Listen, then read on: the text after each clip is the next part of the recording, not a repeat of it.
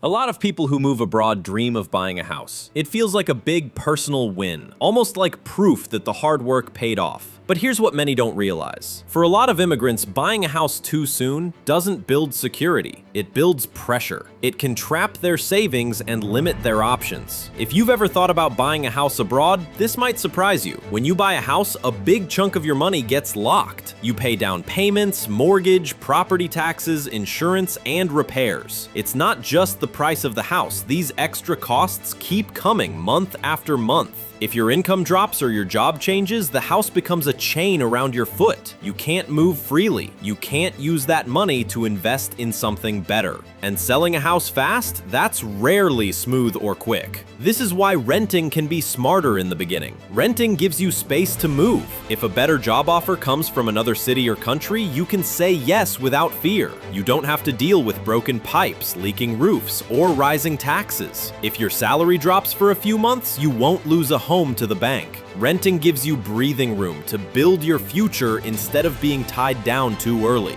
Many immigrants rush to buy a house because they see others doing it, but your story is not their story. Everyone has different income, goals, and plans. What worked for your friend might put you under stress. A house can eat up your salary and kill your flexibility. Instead of building wealth, you might end up living paycheck to paycheck. You might even delay other goals like saving, investing, or building a safety net. Here's my real advice if you're an immigrant. First, build a strong financial base. Don't even think about buying until your foundation is solid. Save at least 6 to 12 months of living expenses as an emergency fund. This should cover rent, food, bills, and transport if something goes wrong. Grow your savings and investments. Don't keep everything stuck in cash. Start small with a savings plan or investment account that fits your situation.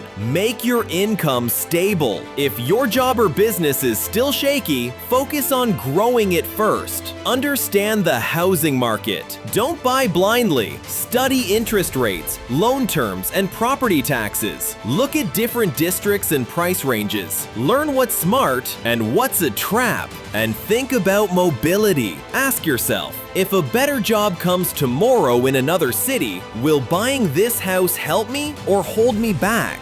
Once you have savings, a stable income, and clear knowledge of the market, then buying a house becomes a choice, not a risk. At that point, the house won't control your life. You will control the house. So don't rush just because others bought before you. Timing is everything.